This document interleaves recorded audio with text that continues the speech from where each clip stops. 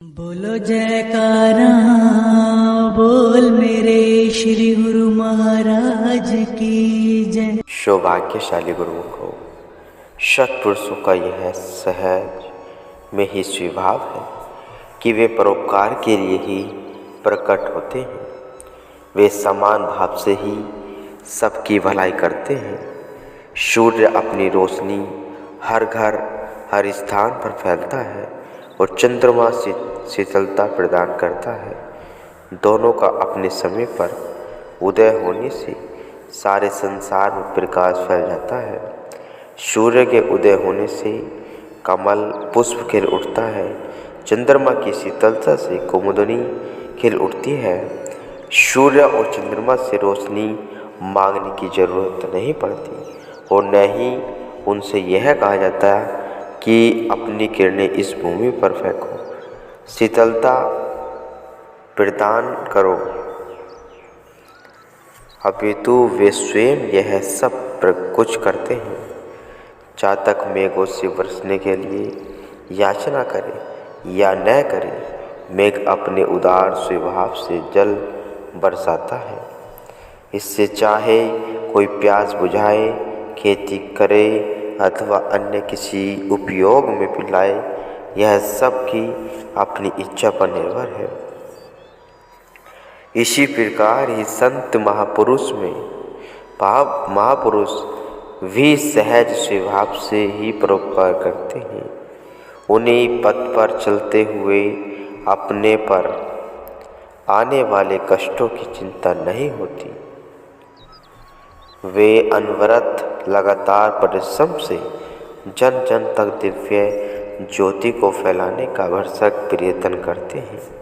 इसी पथ को स्वीकार किया हुआ था श्री सद्गुरुदेव महाराज जी। तीसरी बादशाही जी ने उस अमर ज्योति का प्रकाश घट घट में जगाने के लिए उन्होंने स्थान स्थान पर आश्रम तैयार कराए तथा उपदेश महात्मा भी भेजे। उपदेशक महात्मा जी भेजे, स्वयं भी आश्रमों का निर्माण करवाकर इस ज्योति का प्रकाश सर्वत्र फैलाया। आपने मुख्य केंद्र श्री आनंदपुर को बनाया, जो युगों युगांतर तक सर्व प्रेमियों का मुख्य केंद्र बना रहेगा। स्वयं भी यहाँ कहीं आश्रम की स्थापना करते अथवा परमार्थ के लिए जाते, पुनः श्री आनंदपुर में ही लौट आते। समय पर श्री संत नगर पधारकर इसका निर्माण कार्य भी करते। यहाँ पर सन 1962 में श्री मौज अनुसार रेतली प्रदेश में अंगूरों की वेली लगाई तथा संतरे पपीते आदि के बगीचे भी लगाए। यहाँ तक लंबे कांटे आदि थे, वहाँ आपने उन कांटों को साफ करवाकर निवास के लिए स्थान बढ़ाया और अंगूरों का पार्क भी बना दिया। परंतु यहाँ पर आपने परमार्थ लाभ अर्थात श्री प्रवचनत अमृत की धारा तथा श्री दर्शन के सुलभ अवसर प्रेमियों को अधिक प्रदान किए। यह स्थान अभी भी निर्माणाधीन, जिसे अब वर्तमान युग सम्राट श्री 108 श्री सद्गुरुदेव महाराज जी, श्री पंचम बादशाही जी समय समय पर जाकर उस कार्य की पूर्ति कर रहे हैं। जिस स्थान पर संत महापुरुष चरण स्पर्श करते हैं, वहाँ की रज भी पूजनीय बन जाती है। जहाँ स्वयं मालिक अपनी मौज के अनुसार पावन लीलाएं करते हैं, वे स्थान स्मारक यादगार के रूप में सदा उनकी याद बनाए रखने के लिए प्रत्येक चिन्ह होते हैं। यहाँ पर श्री दर्शन खुलने वाले कमरे के पीछे की और 2-3 टहलिया के शीशम के वृक्ष थे।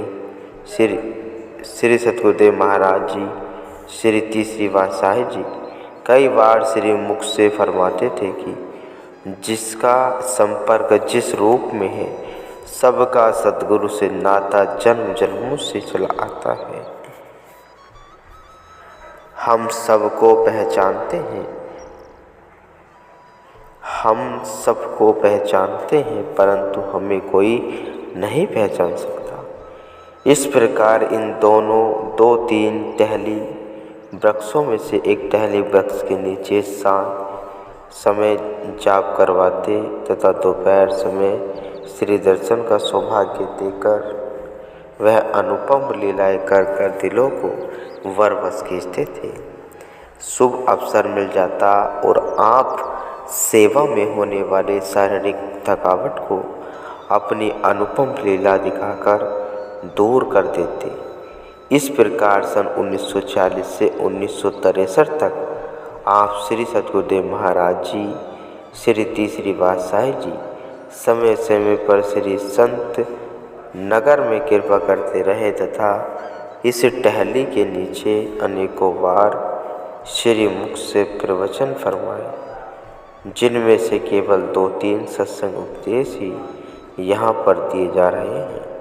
एक बार जबकि श्री संत नगर खरीदा ही था, उसके कुछ समय उपरांत यहाँ पर संगतें श्री दर्शन के लिए आई। आपने प्रथम बार टहली के नीचे डाली के नीचे विराजमान होकर श्री वचन फरमाए। भक्ति और परमार्थ एक ऐसी वस्तु है जिसको सर्वसाधारण लोग नहीं समझ सकते। भक्ति और परमार्थ सार वस्तु है।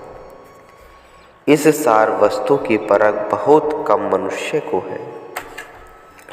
संसार में सब लोग माया के पदार्थों इंद्रियों के सुखों में फंसे हुए हैं, इसलिए सुरती पर माया के पर्दे चढ़े हुए हैं और यह जीव बिल्कुल माया का रूप बन गया है। स्त्री से संबंध, बच्चों का मोह, धन एकत्र करने का विचार, इस तरह से तो सब खुशी वह रुचि से काम करते हैं और वे यह समझते हैं कि हम ठीक मार्ग पर चल रहे हैं, परंतु वे परमार्थ की दृष्टि से वास्तविकता से दूर पड़े होते हैं। क्या परिवार के साथ संबंध वह धन एकत्र करने का नाम परमार्थ है? परमार्थ की समझ वह परख अथवा सार वस्तु की प्राप्ति प्रत्येक मनुष्य को नहीं होती और न ही प्रत्येक मनुष्य भक्ति और परमार्थ के वास्तविक रहस्य को समझ सकता है। एक मनुष्य संसार में बहुत बुद्धिमान है। यदि उसकी श्रुति धन, स्त्री, पुत्र वह मान बढ़ाई की तरफ लगी है तो वह परमार्थ के अभिप्राय को समझने से बिल्कुल कोरा है। मृत्यु के पश्चात ऐसे बुद्धिमान द्वारा एकत्र की हुई ये वस्तुएं क्या उसकी सहायता कर सकती हैं या आज तक इन चीज़ों ने किसी की सहायता की है? यदि नहीं की है तो इन पर किसी प्रकार की आशा रखना भारी भूल है। आम लोग इस लाभ हानि को समझ सकते हैं, इसको समझने वाले बहुत कम लोग होते हैं। इस बात पर ध्यान देना आवश्यक है कि परमार्थ और भक्ति को समझने वाले होते तो बहुत कम है, परंतु उनकी कदर वह कीमत सांसारिक लोगों की अपेक्षा बहुत अधिक होती है। जैसे लोहे की अपेक्षा सोना कम मिलता है, परंतु कीमत सोने की अधिक है। जिन मनुष्य के शुभ संस्कार वह क्रियमाण कर्म प्रबल होते हैं, उनका नाम इतिहास में सुवर्ण अक्षरों में लिखा जाता है। वे अपना भी सुधार कर लेते हैं और दूसरे भी उनके जीवन से लाभ उठाते हैं। जिनमें श्री पलटूदास जी, श्री चरणदास जी, श्री दादू दयाल जी, श्री रज्जब साहिब जी वह संत सहजोभाई जी आदि के नाम प्रसिद्ध हैं। इसी श्रेणी के और कई महात्मा और भक्त हुए हैं। इन लोगों ने भक्ति वह परमार्थ के गुण रहस्य को समझकर स्वयं उस पथ पर दृढ़ किया। अब उनके इतिहास से अनेकों जीव लाभ उठा रहे हैं। यह ठीक है कि उनकी संख्या कम है, परंतु उनकी महानता बहुत अधिक होती है। उनके नाम वह काम की सब सराहना करते हैं, क्योंकि उन लोगों ने भक्ति वह परमार्थ के गूढ़ तत्व को समझा और उस पर आचरण किया है। समय के पूर्ण संत सद्गुरु ही जीव को भक्ति व परमार्थ के सार तत्व को समझाते हैं और उस पर अमल करने का आदेश देते हैं।